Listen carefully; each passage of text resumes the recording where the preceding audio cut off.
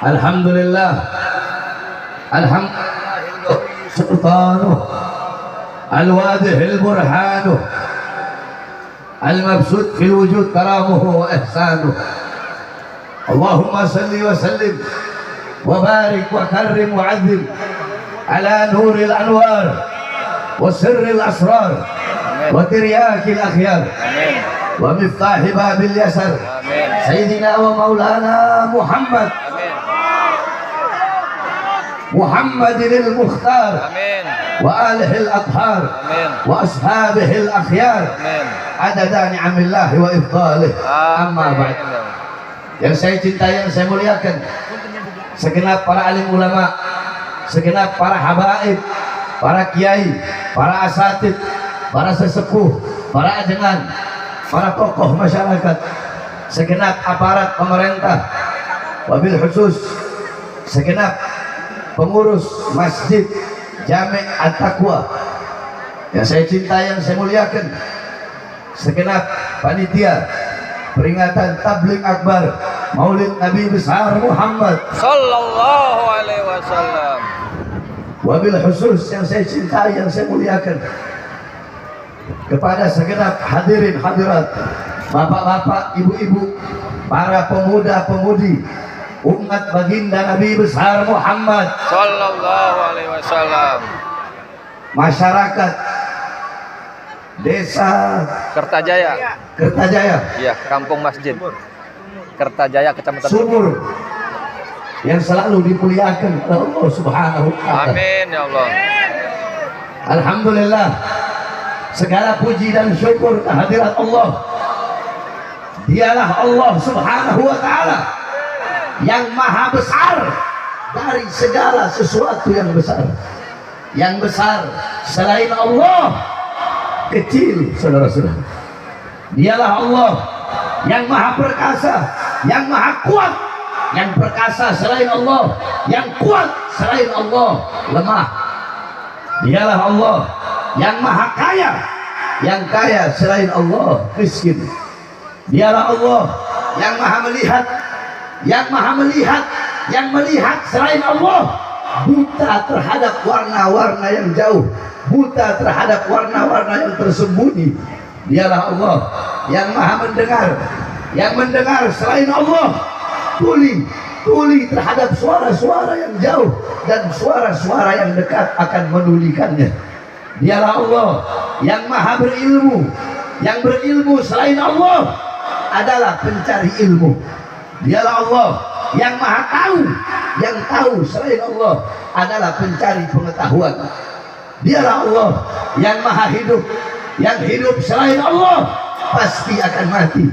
Yang ada selain Allah pasti akan tiada. Yang wujud selain Allah pasti akan musnah, pasti akan binasa. Dialah Allah yang dimana kedekatannya dengan hambanya tidak akan membuat hamba itu setara dengannya, dan jauhnya dari hambanya tidak akan menjadikan dinding penghalang yang menghalangi antara dirinya dengan hambanya. Dialah Allah yang dimana pada malam hari yang mulia ini Allah Subhanahu wa ta'ala memberikan kepada kalian semua yang duduk di majelis, Allah berikan rahmat, amin. Allah berikan berkat, amin. Allah berikan hidayah, amin. Allah berikan maghfirat, Allah berikan pengampunan, Allah berikan kasih sayang, amin. Karena duduknya kalian di ini majelis mendapatkan keberkahan, mendapatkan kemuliaan, mendapatkan keutamaan, mendapatkan keagungan daripada baginda Nabi besar Muhammad sallallahu alaihi wasallam. Saudara-saudara sekalian yang dimuliakan oleh Allah, kita duduk pada malam hari yang mulia ini di majelis ilmu yang penuh dengan keberkahan ini. Ingatlah, ketahuilah wahai saudara-saudaraku sekalian yang dimuliakan oleh Allah, majelis-majelis ilmu, perkumpulan-perkumpulan seperti pada malam hari ini, inilah warisan Nabi Muhammad SAW. Jikalau kalian ingin tahu seperti apa dulu perkumpulan Nabi Muhammad, seperti apa duduknya Nabi Muhammad bersama para sahabat, Maka lihatlah pada malam hari ini kita berkumpul di majelis ilmu ini, di majelis sholawat ini, di majelis zikir ini. Seperti inilah dulu perkumpulan baginda Nabi besar Muhammad sallallahu alaihi wasallam. Ini warisannya Nabi, ini perkumpulannya Nabi. Nabi Muhammad tidak mewariskan uang, dinar, dirham, intan, emas, permata, berlian, harta, tahta, kekuasaan. Bukan itu warisan Nabi Muhammad.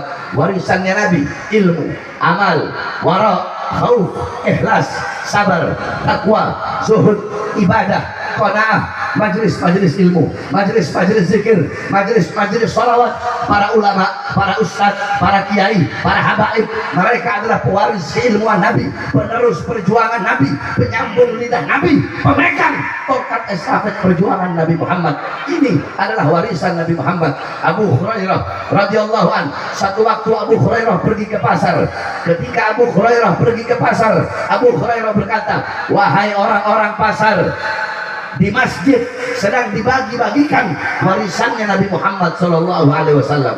Orang-orang yang berdagang menutup dagangannya, yang punya toko menutup tokonya, yang berdagang berhenti berdagang, yang bekerja berhenti bekerja.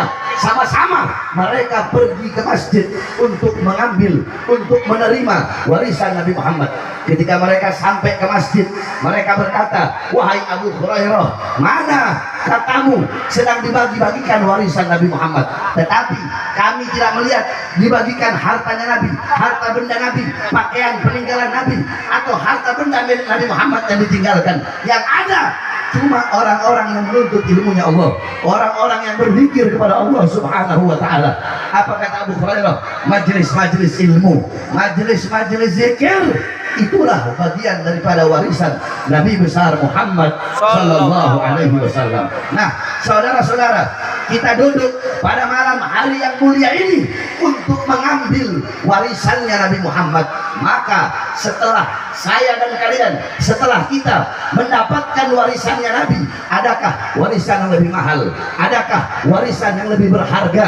Adakah warisan yang lebih bagus? Adakah warisan yang lebih bermanfaat dunia dan akhirat? Warisan yang menyelamatkanmu dunia akhirat, warisan yang membuat engkau bahagia dunia akhirat. Adakah yang lebih berharga? Adakah yang lebih bernilai selain daripada warisan Nabi besar Muhammad sallallahu alaihi wasallam? Maka beruntung kalian, beruntung kita pada malam hari ini duduk di ini majelis mendapatkan warisan Nabi Muhammad, yaitu ilmu. Saudara-saudara, duduk di ini majelis mengambil warisan Nabi, jangan engkau menganggap sepele, jangan engkau menganggap remeh majelis-majelis seperti pada malam hari ini. Saudara-saudara, Sayyidina Umar bin Khattab radhiyallahu anhu, beliau mengatakan, inna Allah lam yakhluq fi wajhil ardi turaban afdal min majlisil ilm. Kata Sayyidina Umar bin Khattab, sesungguhnya Allah subhanahu wa ta'ala tidak pernah menciptakan di bumi sejengkal tanah yang lebih mulia, yang lebih utama selain daripada tanah yang digunakan untuk menuntut ilmunya Allah subhanahu wa ta'ala. Ini tempat menjadi tempat yang mulia, ini waktu menjadi waktu yang mulia. Hamba-hamba yang duduk pada malam hari ini di tempat ini menjadi hamba-hamba yang mulia. Kenapa? Karena duduknya kita di ini majelis untuk mengambil warisan Nabi, mendapatkan kemuliaan karena memuliakan Nabi Muhammad, mendapatkan keutamaan karena mengutamakan Nabi Muhammad, mendapatkan pujian-pujian dari malaikat, mendapatkan pujian-pujian dari penduduk langit. Kenapa? Karena duduknya kita di sini memuji Nabi Muhammad. Kita menjadi agung di sini karena mengagungkan baginda Nabi besar Muhammad sallallahu alaihi wasallam. Saudara-saudara, segala sesuatu apapun yang berhubungan dengan Nabi, segala sesuatu apapun yang berkaitan dengan Nabi, maka sesuatu itu akan menjadi mulia. Saudara-saudara, jangan kalian pikir Nabi Muhammad butuh untuk kalian muliakan. Jangan kalian pikir Nabi Muhammad butuh untuk kalian puji. Jangan kalian pikir Nabi Muhammad butuh dengan sholawat kalian. Tidak, kita yang butuh memuliakan Nabi Muhammad. Kita yang butuh mengagungkan Nabi Muhammad. Kita yang butuh memuji Nabi Muhammad. Kita yang butuh bersalawat kepada baginda Nabi besar Muhammad. Kalian memuliakan Nabi tidak akan menambahkan kemuliaannya Nabi. Kalian mengagungkan Nabi tidak akan menambahkan keagungan Nabi. Kalian memuji Nabi tidak akan menambahkan terpujinya Nabi Muhammad. Karena kemuliaan Nabi, keagungan Nabi, walaupun lautan jadi tinta, pohon jadi pena, dipakai untuk menggambarkan, melukiskan kemuliaan Nabi Muhammad. Laut jadi tinta, pohon-pohon jadi pena, tidak akan sanggup melukiskan kemuliaan daripada Nabi kita, Nabi besar Muhammad Sallallahu Alaihi Wasallam. Tetapi saudara-saudara, kalian duduk di sini menjadi mulia karena memuliakan Nabi Muhammad, menjadi agung karena mengagungkan Nabi Muhammad Sallallahu Alaihi Wasallam. Alam taro jildal hakira mugabbalan bifadafi lamma ansara jildal mushafi. Tidak pernahkah kalian melihat kulit yang tidak berharga, kulit yang tidak bernilai? Kulit tersebut dicium oleh mulut-mulut ketika kulit itu menjadi sampul daripada ayat suci Al-Quran. Saudara-saudara, kulit nggak ada harganya, kulit nggak ada nilainya. Akan tetapi apabila kulit itu menjadi sampul ayat suci Al-Quran, menyentuhnya, memegangnya, harus punya wudhu, harus ditaruh di tempat yang tinggi, harus punya akhlak, punya adab dalam menyentuhnya, dalam membawanya. Andaikan kulit itu menjadi dompet atau menjadi casing HP atau menjadi apapun selain daripada Al-Quran, menyentuhnya nggak harus punya wudhu, mau taruh di tempat sampah juga nggak apa-apa. Akan tetapi karena kulit itu menjadi sampul ayat suci Al-Quran, seketika itu kulit itu menjadi mulia, menyentuhnya harus punya wudhu. Kenapa kulit itu menjadi mulia? Kulit itu menjadi mulia karena bercampur dengan sesuatu yang mulia, yaitu Al-Quran. Nah, saudara-saudara, kita, saya dan kalian, kita adalah kulitnya. Kita kulit. Al-Qurannya adalah baginda Nabi besar Muhammad Sallallahu Alaihi Wasallam. Sehingga kita menjadi mulia karena memuliakan Nabi Muhammad. Kita menjadi agung karena mengagungkan baginda Nabi besar Muhammad Sallallahu Alaihi Wasallam. Saudara-saudara, pada malam hari yang mulia ini, saya dan kalian, kita duduk di sini bergembira dengan lahirnya baginda Nabi besar Muhammad. Kita duduk di sini berbahagia, kita duduk di sini bersuka cita dengan maulidnya Nabi, dengan kelahirannya Nabi. Siapa yang memerintahkan kita untuk bergembira, untuk berbahagia, untuk bersuka cita dengan lahirnya Nabi? Yang memerintahkan bukan ustaz, bukan kiai, bukan habaib, bukan ulama, bukan aimatul arba, bukan para salafun saleh, bukan para salaf, bukan tabi'in, bukan para tabi'in, bukan sahabat, bukan Nabi Muhammad, bukan juga malaikat. Tetapi yang memerintahkan kita berbahagia dengan maulidnya Nabi, dengan lahirnya Nabi, yang memerintahkan adalah Allah Subhanahu wa Ta'ala. Dalam Al-Quran, Allah Subhanahu wa Ta'ala berfirman, Qul bifadlillah wa birahmati fabidzalika falyafrahu. Kata Allah, katakanlah oleh wahai Muhammad, dengan karunia Allah, dengan anugerah Allah, dan dengan rahmatnya Allah, maka dengan anugerah dan rahmat tersebut falyafrahu, hendaklah mereka bergembira. Apa karunia Allah? Apa anugerah Allah? Apa rahmat Allah? Dalam kitab-kitab tafsir, para ulama mengatakan, dalam kitab tafsir Jami'ul Bayan, Al-Imam Ibnu Jarir Al-Tabari, dalam kitab tafsir Ma'alimut Tanzil, Al-Imam Baghawi, dalam kitab tafsir Ad-Durrul Mansur, Tafsir Al-Ma'thur, Al-Imam As-Suyuti, dalam kitab tafsir Madarikut Tanzil, Al-Imam An-Nasafi, dalam kitab tafsir Anwarut Tanzil, Al-Imam Baydawi, dalam kitab Tafsirul Kabir, Al-Imam Ar-Razi, dalam tafsir Jalalain, Al-Imam Jalaluddin Al-Mahalli, dan diteruskan oleh Imam Jalaluddin As-Suyuti, dikatakan anugerah Allah, karunia Allah. Ada Islam, ada yang mengatakan iman, ada yang mengatakan Al-Quran, ada yang mengatakan ilmu, ada yang mengatakan akal. Sedangkan rahmat Allah, sebagaimana dalam ayat yang lain Allah berfirman, wa ma arsalnaka illa rahmatan lil alamin. Tidak aku utus engkau wahai Muhammad kecuali engkau adalah rahmat bagi seluruh alam semesta. Maka kata Allah, dengan adanya iman, Islam, ilmu, Al-Quran, akal sebagai karunia Allah, dan dengan adanya Nabi Muhammad sebagai rahmat Allah yang paling besar, rahmat Allah yang paling agung, rahmat Allah yang paling luas, yaitu baginda Nabi besar Muhammad. Saudara-saudara, Jikalau kalian bertanya, banyak para ustaz-ustaz, kiai-kiai, habib-habib di panggung-panggung dakwah, di panggung-panggung ceramah, mereka berkata, segala puji dan syukur kehadirat Allah atas nikmat yang paling besar, yaitu nikmat iman, yaitu nikmat Islam. Tapi kalau kalian bertanya kepada saya, apa nikmat Allah yang paling besar? Apa nikmat Allah yang paling agung?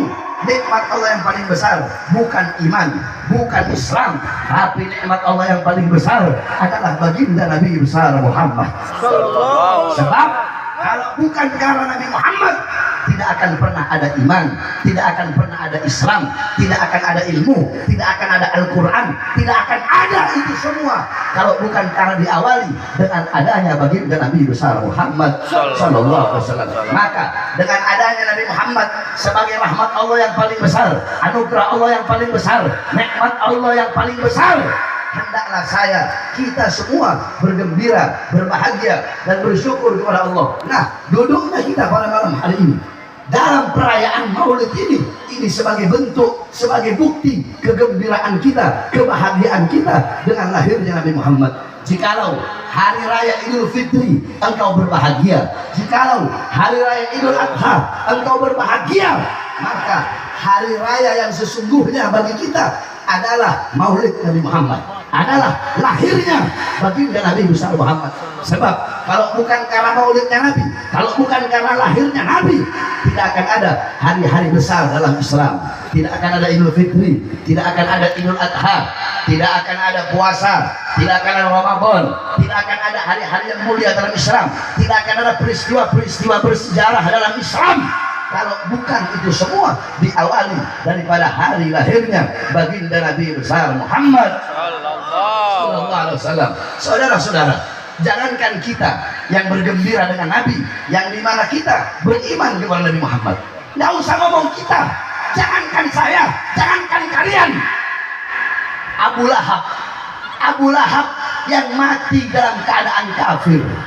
Sayyidina Abbas bin Abdul Muttalib, beliau pernah bermimpi berjumpa dengan Abu Lahab. Di dalam mimpinya Abu Lahab diazab oleh Allah, Abu Lahab disiksa oleh Allah. Akan tetapi saudara-saudara, setiap hari Senin Allah ringankan azab dan siksanya Abu Lahab. Dari sela-sela jarinya keluar air sehingga Abu Lahab bisa minum dari air tersebut. Sayyidina Abbas bertanya, wahai Abu Lahab, kenapa Allah ringankan azabmu? Kenapa Allah ringankan siksamu setiap hari Senin? Abu Lahab menjawab, ya, karena ketika Muhammad lahir, aku punya budak bernama Suwaibah. Suwaibah datang membawa kabar kelahiran Muhammad. Suwaibah berkata, wahai Abu Lahab, wahai Abu Lahab, engkau punya keponakan telah lahir, seorang pemuda, seorang pria, seorang bayi laki-laki yang sangat tampan, yang sangat bercahaya wajahnya. Aku senang dengan kabar kelahiran Muhammad yang dibawa oleh Suwaibah.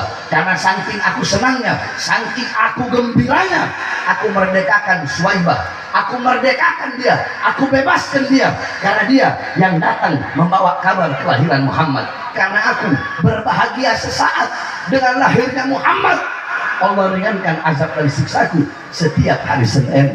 Saudara-saudara, itu Abu Lahab yang mati dalam keadaan kafir, Allah ringankan azab dan siksanya setiap hari Senin. Bagaimana dengan kita, umat Nabi Muhammad yang beriman kepada Nabi, yang cinta kepada Nabi, kalau kita bergembira seumur hidupnya kita dengan lahirnya baginda Nabi besar Muhammad Sallallahu Alaihi Wasallam. Oleh karenanya, saudara-saudaraku sekalian yang dimuliakan oleh Allah Subhanahu Wa Taala, hendaknya kalian menjadikan Nabi Muhammad sebagai teladan kalian, sebagai pedoman kalian, uswah kalian, qudwah kalian dalam kehidupan kalian sehari-hari. Jangan engkau jauh dari ajaran Nabi, jangan engkau jauh dari syariat Nabi, jangan engkau jauh dari sunnah-sunnah baginda Nabi besar Muhammad Sallallahu Alaihi Wasallam. Saudara-saudara, coba kau tanyakan kepada dirimu masing-masing, apa yang telah kau korbankan untuk Nabi Muhammad? Apa yang telah engkau berikan untuk Nabi Muhammad? Apa yang telah engkau perjuangkan untuk Nabi besar Muhammad Sallallahu Alaihi Wasallam? Lihat bagaimana pengorbanan Nabi Muhammad, bagaimana perjuangan Nabi Muhammad untuk kita semua. Nabi Muhammad, beliau kehujanan, kepanasan, pagi, siang, sore, malam berdakwah. Untuk siapa? untuk kita sebagai umat, agar iman sampai, agar Islam sampai, agar masjid sampai, agar para ulama sampai. Saudara-saudara, itu berkat pengorbanan Nabi. Beliau sampai pernah 3 hari 3 malam tidak makan, mengganjal perutnya dengan batu. Saudara-saudara, Nabi Muhammad kelaparan bukan untuk keluarganya. Nabi Muhammad kelaparan bukan untuk anak cucunya. Nabi Muhammad kelaparan bukan untuk sahabatnya.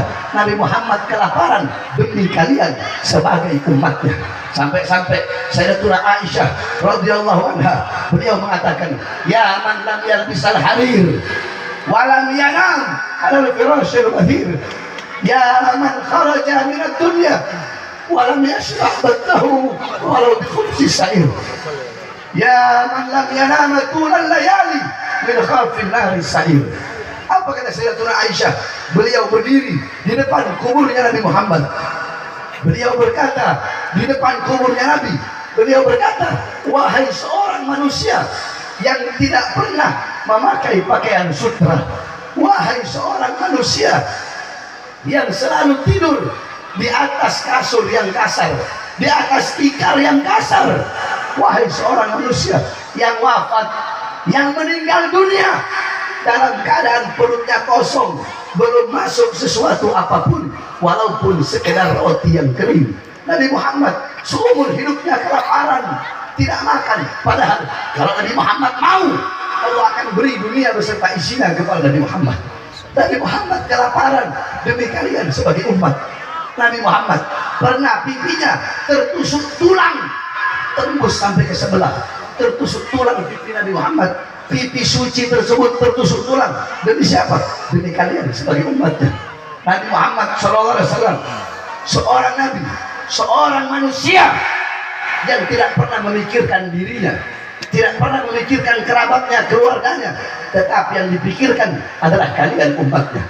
Dan Al-Imam Ali bin Abi Thalib radhiyallahu anhu, anna Rasulullah sallallahu alaihi wasallam fi akhir nafsi harradat syafataihi marratain fa'algaitu sam'i fasami'tuhu yaqul ummati ummati faqubila Rasul sallallahu alaihi wasallam. Al-Imam Ali bin Abi Thalib, beliau mengatakan, sesungguhnya Rasulullah pada saat detik-detik terakhir nafasnya, aku melihat beliau menggerakkan bibirnya dengan 2 kali gerakan.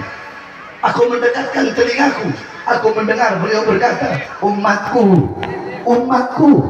Rasulullah ketika akan dicabut nyawanya, beliau berkata, ya Khalili Israel, wahai kekasihku Israel, aku belum rela, aku belum puas meninggalkan dunia sebelum Allah berikan jaminan kepada umatku.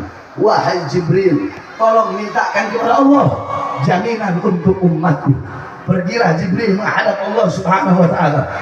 Kemudian Allah berfirman, Allah berkata kepada Jibril, fa'auhallahu ta'ala ila Jibril, ya Jibril, basyirhu innahu awwalu nasin kharijum minal ardi idha buisu wa sayyiduhum idha jami'u fabasyirhu annal jannah muharramatun alal umam qabla an tadkhuluha ummatuh. Wahai Jibril, sampaikan kepada Muhammad bahwasanya surga aku haramkan untuk dimasuki oleh umat manapun sebelum surga dimasuki oleh umatnya. Ini jaminan dariku. Karena Rasul ada antara ini. Rasulullah berkata, sekarang aku puas, sekarang aku senang. Cabutlah nyawaku wahai Israel. Pencabutan nyawa bagi Nabi besar Muhammad sallallahu alaihi wasallam. Pencabutan nyawa makhluk yang paling mulia, pencabutan nyawa makhluk yang paling agung, dicabut nyawa Nabi Muhammad sallallahu alaihi wasallam. Ketika dicabut nyawa Nabi Muhammad berkata, Nabi Muhammad mendesah, Nabi Muhammad merasakan sakit ketika dicabut nyawanya. Nabi Muhammad berkata, wahai Israel, wahai kekasihku Israel, apakah seperti ini rasa sakit ketika dicabut nyawa? Israel berkata, iya ya Rasulullah, seperti inilah rasa sakit ketika dicabut nyawa ya Rasulullah. Kemudian Rasulullah berkata, wahai Israel, Apakah rasa sakit seperti ini juga yang nanti akan dialami oleh umatku? Israel berkata, iya Rasulullah, rasa sakit seperti ini, bahkan lebih sakit dari ini Rasulullah. Mendengar umatnya akan merasakan rasa sakit sakratul maut. Nabi Muhammad menangis, saudara-saudara. Itu tangisan terakhir Nabi Muhammad. Beliau mengangkat tangan, beliau mengadahkan kepalanya kepada Allah, mengangkat kepalanya ke langit, dan beliau berdoa, doa terakhir Nabi Muhammad, doa yang menutupi wafatnya Nabi Muhammad, doa yang menutupi kepergian Nabi Muhammad. Beliau mengangkat tangan dan beliau berdoa, Allahumma khaffif ala ummati fi sakratil maut, Allahumma khaffif ala ummati fi sakratil maut wa thaqqil alayya. Ya Allah, ya Allah, ringankanlah sakratul maut umatku dan beratkanlah sakratul maut umatku, timpakan rasa sakit mereka kepadaku. Allah, berikan rasa sakit mereka, penderitaan sakratul maut mereka, berikan kepadaku ya Allah. Umatku tidak akan kuat, umatku tidak akan sanggup menahan sakratul maut. Aku nabi mereka, aku pemimpin mereka, biar aku yang menanggung rasa sakit sakratul maut seluruh umatku ya Allah. Apa yang telah kau berikan untuk Nabi Muhammad? Apa yang telah kau korbankan untuk Nabi Muhammad? Nabi Muhammad berdakwah, berkorban, berjuang pagi, siang, sore, malam agar iman sampai kepada kita, agar Islam sampai, agar takwa sampai, agar ilmu sampai, agar sholat sampai. Tetapi setelah itu semua sampai berkat perjuangan Nabi, berkat pengorbanan Nabi, malah kita sia-siakan, malah kita campakkan, saudara-saudara. Kita jauh dari Islam, jauh dari iman, jauh dari syariat, jauh dari sunnah-sunnah Nabi Muhammad. Kita disibukkan dengan urusan dunia, kita disibukkan dengan urusan harta, pangkat, jabatan, tahta, kekuasaan. Pagi, siang, sore, malam umat Nabi Muhammad sibuk cari uang, sibuk cari dunia, lupa kepada Allah, lupa kepada Nabi besar Muhammad Sallallahu Alaihi Wasallam. Kita sibuk menjadikan orang-orang kafir, menjadikan musuh-musuh Nabi Muhammad sebagai teladan kita, pedoman kita, sebagai gaya hidup kita. Kita mengikuti pakaian-pakaian musuh-musuh bagian Nabi besar Muhammad dan meninggalkan pakaian Nabi besar Muhammad Sallallahu Alaihi Wasallam. Kita terlalu sibuk dengan urusan dunia, saudara-saudara. Tuba liman kana targud dunya qabla an taratta wa bana qablahu qabla an yadkhula wa arda rabbahu qabla an yalqah. Sungguh beruntung, sungguh berbahagia orang-orang yang meninggalkan dunia sebelum dunia yang meninggalkannya. Apa maksudnya meninggalkan dunia, saudara-saudara? Tinggalkan perkara-perkara yang memutuskan hubunganmu dengan Allah. Tinggalkan perkara-perkara yang menjauhkan hubunganmu dengan Allah. Jikalau harta menjadi sebab engkau jauh dari Allah, tinggalkan harta tersebut. Jikalau pangkat, jabatan, tahta, kekuasaan menjadi sebab engkau jauh dari Allah, tinggalkan pangkat, jabatan, tahta, dan kekuasaan tersebut. Tinggalkan segala macam perkara-perkara yang membuat engkau jauh dari Allah Subhanahu wa Ta'ala. Tinggalkan dunia. Apa itu dunia? Ad-dunya syai'un la yusilu bil akhirah. Dunia adalah sesuatu yang tidak ada hubungannya dengan akhirat. Mencari dunia untuk dunia, itu dunia. Mencari dunia untuk akhirat, itu adalah akhirat. Saudara-saudara, ketahuilah, dunia semakin engkau kejar, itu dunia akan semakin lari. Dunia nggak bakal engkau dapatkan sampai mati. Engkau cari dunia, nggak bakal engkau dapat itu dunia. Dunia itu kayak bayangan, saudara-saudara. Bayangan. Saya tanya semua yang hadir di sini, kalian bisa mengejar bayangan kalian sendiri? Bisa?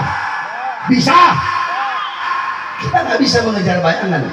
Sebagaimana dunia nggak bisa kita kejar. Tetapi coba biarkan bayangan yang akan mengikuti kita kemana-mana. Dunia engkau tinggalkan, engkau mengejar Allah, engkau kejar akhirat. Maksudnya meninggalkan dunia bukan berarti tidak kerja, bukan berarti tidak usaha.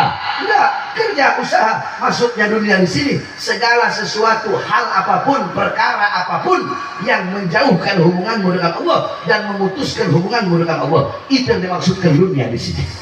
Tinggalkan perkara tersebut. Bukankah Allah telah berfirman dalam hadis qudsi, Apa kata Allah? Ya dunia, wahai dunia, wahai uang, wahai harta, wahai emas permata, wahai pangkat jabatan, wahai tahta kekuasaan, ukhdumi man khadamani. Wahai dunia, layanilah orang-orang yang melayaniku. Wahai dunia, berbaktilah kepada orang-orang yang berbakti kepadaku. Wahai dunia, kejarlah orang-orang yang mengejarku. Sebaliknya, wahai dunia, kalau ada orang-orang yang melayanimu, bekerja kepadamu, kemudian mengejarmu, sehingga lupa kepada aku, sehingga lalai daripada kewajiban-kewajibannya, maka bikin hidup mereka susah, wahai dunia. Bikin hidup mereka sempit, bikin hidup mereka hancur, bikin hidup mereka berantakan. Budak-budak dunia, pelayan-pelayan dunia, mungkin dari mata kita melihat hidup mereka mewah. Kalian punya mata melihat hidup mereka mewah, rumah mereka tingkat, perabotan-perabotannya mahal, mobil-mobilnya banyak, suami yang ganteng, istri yang cantik, anak-anak yang pintar dalam urusan dunia. Menurut pandangan matamu, mereka bahagia, mereka sukses, mereka jaya. Akan tetapi sesungguhnya mereka para budak-budak dunia, mereka pelayan-pelayan dunia, hidup mereka susah, hidup mereka menderita, hidup mereka hancur, saudara-saudara. Makanya kalian jangan tertipu dengan kejayaan orang lain, jangan tertipu dengan kemakmuran orang lain. Kita orang zaman sekarang melihat orang kaya raya, pengen jadi kaya raya, tertipu dengan kejayaan dan kemakmuran orang lain tersebut. Lihat orang pakai mobil, pengen pakai mobil tersebut. Ada mobil yang lebih bagus, pengen punya mobil yang lebih bagus tersebut. Yang udah punya mobil, lihat orang naik pesawat, pengen punya pesawat. Tertipu dengan kejayaan orang, tertipu dengan kemakmuran orang lain. Saudara-saudara, jangan kalian tertipu dengan kejayaan dan kemakmuran orang lain sebelum kalian bisa memastikan bagaimana keadaan itu orang kelak di akhirat. Apakah kamu tahu orang itu bakal selamat atau tidak di akhirat? Apakah engkau tahu itu orang nanti pada padang mahsyar, ketika di padang mahsyar dia akan tenggelam dengan lautan keringatnya sendiri, atau dia akan dinaungi dengan payung Allah, cahaya Allah SWT. Kalau engkau tidak tahu bagaimana keadaan itu orang kelak di akhirat, maka jangan pernah engkau tertipu dengan kejayaan dan kemakmuran orang lain. Tinggalkan dunia. Sebelum apa? Sebelum dunia yang meninggalkanmu. Apa maksudnya dunia meninggalkanmu? Sebelum engkau mati, saudara-saudara. Kullu nafsin dha'iqatul maut. Segala sesuatu yang bernyawa, berjiwa, pasti akan merasakan yang namanya kematian. Kullu man 'alaiha fan. Segala sesuatu yang ada di atas bumi pasti hancur, pasti binasa, pasti binasa, pasti hancur. Kullu syai'in khaliqun illa wajhah. Segala sesuatu, zat apapun, wujud apapun, bentuk apapun akan hancur, akan musnah, kecuali Allah. Yang tua mati, yang muda mati, yang kaya mati, yang miskin mati, yang sehat mati, yang sakit mati. Saudara-saudara, syarat mati tidak harus tua, syarat mati tidak harus sakit. Berapa banyak orang-orang di tengah kalian, mereka masih muda, belum tua, tapi mereka mati. Berapa banyak orang-orang di tengah kalian, mereka nggak sakit, mereka sehat, tapi mereka mati. Tidak cukupkah itu menjadi pelajaran bagi kita bahwasanya kematian itu datang tanpa pemberitahuan? Kematian datang tanpa pemberitahuan. Maka beribadahlah engkau, taatlah engkau, patuhlah engkau, seakan-akan engkau akan mati besok. Saudara-saudaraku sekalian yang dimuliakan oleh Allah Subhanahu wa taala, beribadahlah engkau seakan-akan engkau akan mati besok. Jangan engkau turun umur, jangan engkau panjang angan-anganmu, jangan engkau terlalu banyak panjang harapanmu, panjang angan-anganmu. Beribadahlah engkau seakan-akan engkau akan mati besok. Saudara-saudara, waktu yang telah berlalu bukan milik kita, waktu yang akan datang itu juga bukan milik kita. Maka jangan pernah menunda-nunda dalam berbuat baik, dalam berbuat taat dan patuh kepada Allah. Mau sholat entar aja besok, mau zakat entar aja besok, mau haji entar aja tahun depan, mau berbuat baik entar aja besok, mau pakai jilbab entar aja besok, mau tobat entar aja besok. Sekarang maksiat aja dulu, sekarang mabok aja dulu, sekarang buka jilbab aja dulu, sekarang buka aurat aja dulu, sekarang lupa aja dulu kepada Allah, sekarang lalai aja dulu, sekarang maksiat aja dulu. Besok baru tobat, besok baru taat, besok baru kembali kepada Allah, besok besok dan besok. Besok bukan waktu milik kalian, sekarang adalah waktu milik kalian. Kullu nafasin min anfasik kal jauhar la tugawwim bil ghimam. Setiap nafas yang keluar dari dirimu itu, setiap hembusan nafas itu adalah permata yang tidak ada nilainya, permata yang tidak ada harganya. Saudara-saudara, di dunia apapun bisa kamu dapatkan, uang sebanyak apapun, istri yang cantik, suami yang ganteng, pangkat, jabatan, tahta, kekuasaan banyak di mana-mana, tetapi waktu tidak bisa engkau dapatkan. Tidak ada yang jual waktu, tidak ada yang jual umur.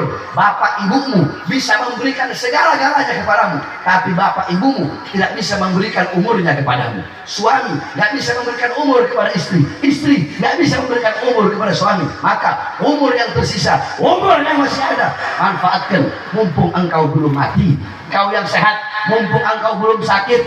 Engkau yang kaya, mumpung engkau belum miskin. Engkau yang punya waktu luang, sebelum datang kau punya masa sibuk, sebelum engkau kehilangan yang lain, manfaatkan itu semua untuk berbuat taat kepada Allah, patuh kepada Allah, sebelum datang yang namanya kematian. Tinggalkan dunia sebelum dunia yang meninggalkanmu. Wabala gabrahu gabra an yadkhulah. Orang-orang yang beruntung, orang-orang yang membangun kubur sebelum mereka masuk ke dalam kubur tersebut.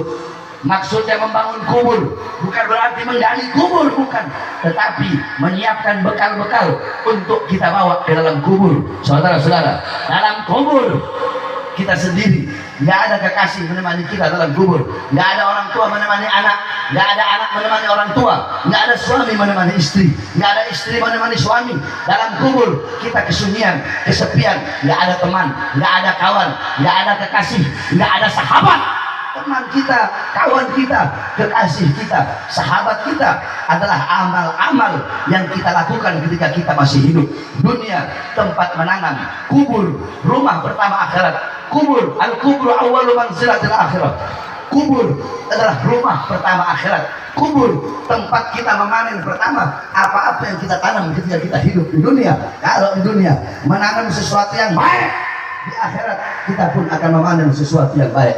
Tapi kalau di dunia menanam sesuatu yang buruk, maka di akhirat kita pun akan memanen sesuatu yang buruk. Maka tinggalkan perkara-perkara yang memutuskan hubunganmu dengan Allah, menjauhkan hubunganmu dengan Allah, dekatkan dirimu kepada Allah. Jangan jauh dari ulama, jangan jauh dari orang-orang soleh, jangan jauh dari para ustadz, jangan jauh dari para kiai, jangan jauh dari para habaib. Almar'u ma'aman ahab. Rasulullah bersabda, seseorang kelak di akhirat akan dikumpulkan bersama orang yang dia cintai. Man tasyabbaha biqaumin fahuwa minhum. Barang siapa yang menyerupai suatu kaum, maka ia termasuk dalam kaum tersebut. Jikalau engkau mencintai para ulama, mencintai orang-orang yang dicintai oleh Allah, mencintai orang-orang yang mencintai Allah, maka di akhirat engkau pun akan dikumpulkan bersama Rasulullah SAW. Tapi kalau di dunia yang engkau cintai orang-orang barat, yang engkau cintai orang-orang kafir, yang engkau cintai orang-orang fasik, engkau menyerupai hidup mereka, menyerupai kepribadian mereka, maka dipastikan di akhirat engkau tidak akan bisa berkumpul dengan Rasulullah. Di akhirat engkau tidak akan bisa berkumpul dengan Nabi Muhammad. Celakalah, rugilah mata-mata yang di akhirat Allah haramkan untuk memandang wajah indah baginda Nabi Muhammad sallallahu. Orang yang celaka di akhirat, orang yang rugi di akhirat, bukanlah yang datang bawa banyak dosa, tapi orang yang celaka, orang yang rugi, orang yang kedua matanya Allah haramkan memandang wajah indah Nabi Muhammad SAW. Orang yang gak bisa berkumpul dengan Nabi Muhammad. Saudara-saudara, para sahabat Nabi Muhammad, sahabat-sahabat Nabi, beliau ingin masuk surga bukan karena kenikmatan-kenikmatan yang ada di surga, bukan karena bidadari, bukan itu tujuan mereka, bukan makanan yang dari hati langsung ada, bukan. Tujuan mereka masuk surga cuma satu, apa? Berkumpul dengan Nabi Muhammad. Makanya setelah Nabi Muhammad wafat, setelah Nabi Muhammad meninggal, ada sahabat yang mengangkat tangan dan berdoa, bermohon, ya Allah, cabutlah nyawaku. Untuk apa aku hidup? Nabi Muhammad sudah tidak ada. Aku tidak ingin hidup setelah tiadanya Nabi Muhammad. Aku tidak ingin hidup setelah matinya Nabi Muhammad. Maka cabutlah nyawaku. Seketika itu juga dicabut dan dia mati, saudara-saudara. Ada yang angkat tangan berdoa, ya Allah, cabutlah penglihatanku. Untuk apa aku melihat jikalau aku tidak bisa melihat, tidak bisa memandang wajah indah Nabi Muhammad sallallahu alaihi wasallam. Ketika Nabi Muhammad sudah dikubur di rumah Sayyidatuna Aisyah radhiyallahu anha, ja'at imra'atun li Aisyah wa qalat ya Aisyah ikshif li qabr Nabi sallallahu alaihi wasallam. Fa dakhalat fa bakat hatta matat. Datang seorang wanita berkata, wahai Aisyah, bukakan bagiku kuburnya Nabi Muhammad. Dibuka kuburnya Nabi. Masuk ini perempuan di kuburnya Nabi. Dia masuk, dia menangis sampai dia mati saat itu juga membawa kerinduan kepada Nabi Muhammad. Subhanallah walhamdulillah. Kenapa para sahabat-sahabat Nabi Muhammad ingin mati setelah wafatnya Nabi Muhammad? Karena mereka ingin selalu berkumpul dengan Nabi Muhammad.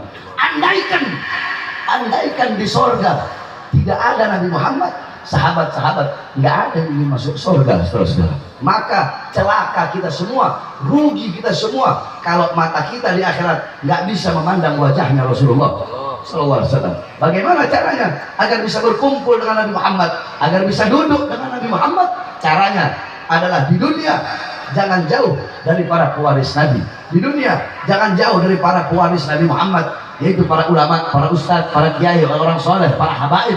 Jangan jauh dari beliau-beliau. Duduk di majelis-majelis ilmu yang merupakan warisan Nabi Muhammad. Jarak jauh atau dekatnya engkau di akhirat dengan Nabi Muhammad, itu menurut jarak jauh atau dekatnya engkau di dunia dengan majelis-majelis seperti ini. Kalau di dunia kalian dekat dengan majelis ilmu, dekat dengan majelis maulid, dekat dengan para ulama, para ustadz, para kiai, para habaib, dipastikan di akhirat kalian pun akan dekat dengan baginda Nabi besar Muhammad sallallahu alaihi wasallam. Semoga kita semua Allah jadikan golongan-golongan yang di akhirat Allah halalkan kedua mata kita untuk bisa memandang wajah indah baginda Nabi besar Muhammad. Amin amin ya rabbal alamin. Yang terakhir saudara-saudara, sebelum saya tutup, tadi telah saya jelaskan panjang lebar tentang maulid, tentang Nabi Muhammad SAW.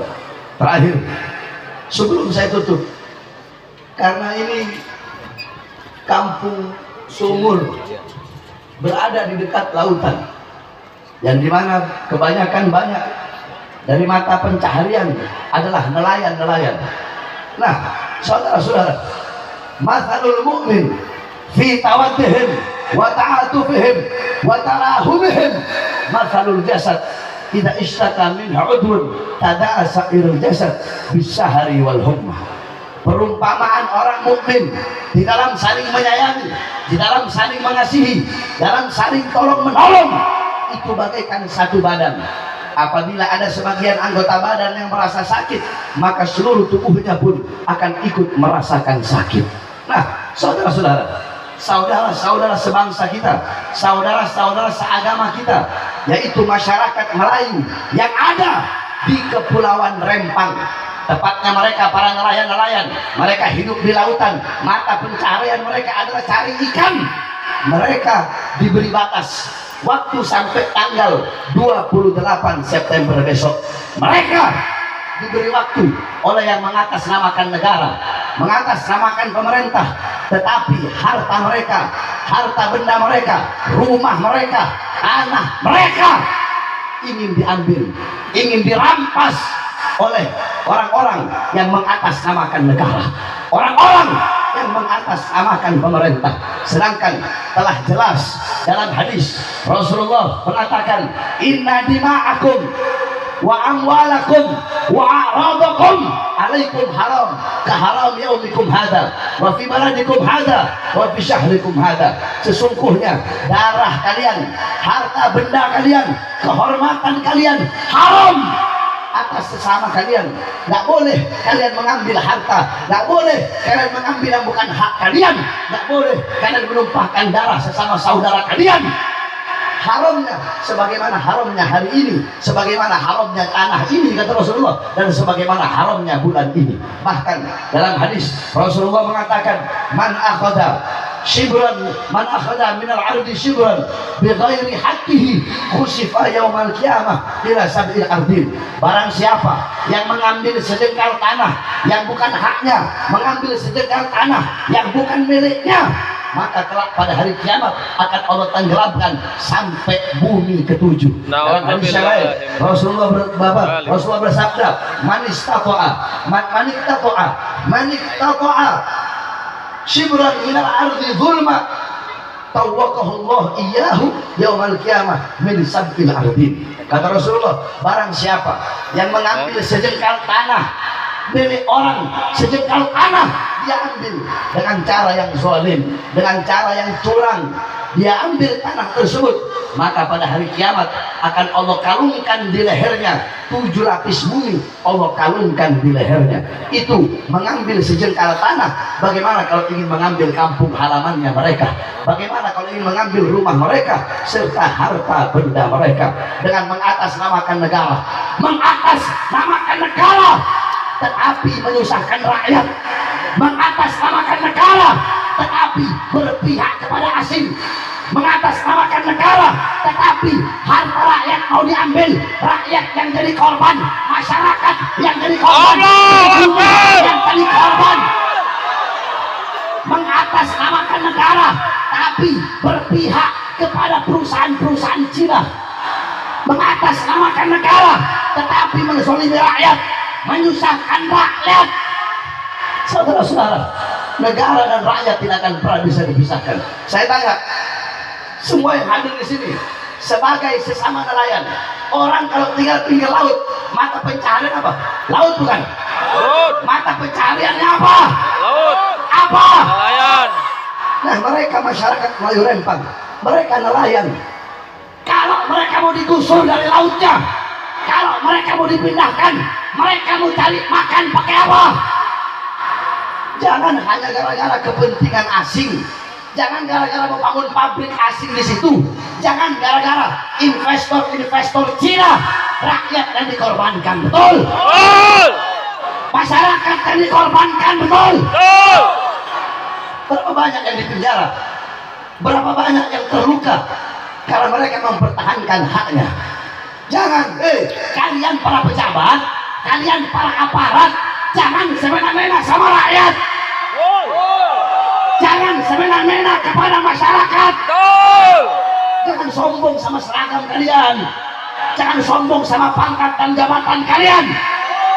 Saya tanya, jawab semua yang keras. Gaji mereka dari siapa? Rakyat. Dari siapa? Rakyat. Baju mereka dari siapa? Rakyat. Rumah dinas mereka dari siapa? Rakyat. Dari kami, dari air mata rakyat, dari keringat rakyat, dari darah rakyat. Maka kalian jangan macam-macam dengan rakyat, layani rakyat, jangan kami rakyat, masyarakat.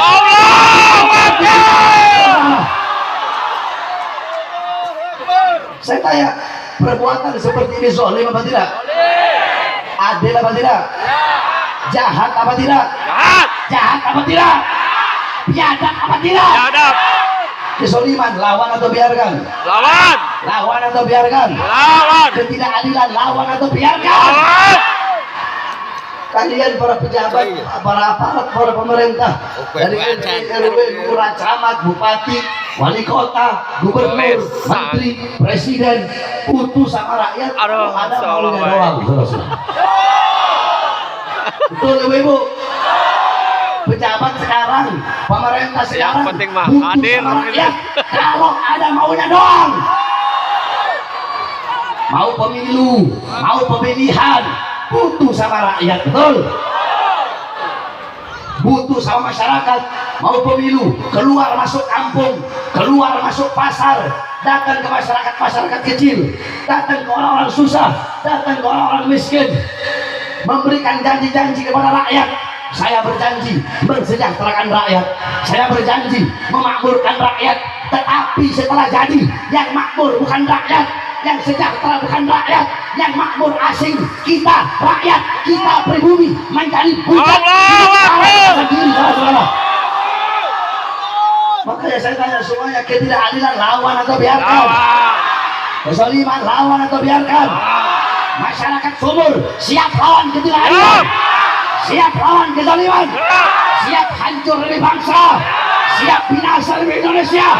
Allahu Akbar. Allahu Akbar. Allahu Akbar. Allahu Akbar. Hidup rakyat. Hidup! Hidup masyarakat. Hidup! Hidup nelayan. Hidup! Hidup petani. Hidup! Allahu Akbar. Allahu Akbar! Indonesia merdeka. Merdeka! Merdeka. Merdeka! Merdeka. Merdeka! Allahu Akbar. Allahu Akbar! Mudah-mudahan pejabat yang zalim, pejabat yang tidak pro rakyat, mudah-mudahan Allah hancurkan. Amin! Amin amin ya rabbal.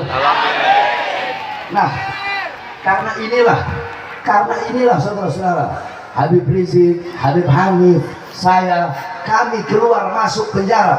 Kami berusaha untuk dibungkam suara-suara kebenaran kami. Kenapa kami keluar masuk penjara? Karena kami yang berada di barisan paling depan menyuarakan kebenaran, menegakkan keadilan untuk seluruh bangsa dan rakyat Indonesia. Allahu Akbar!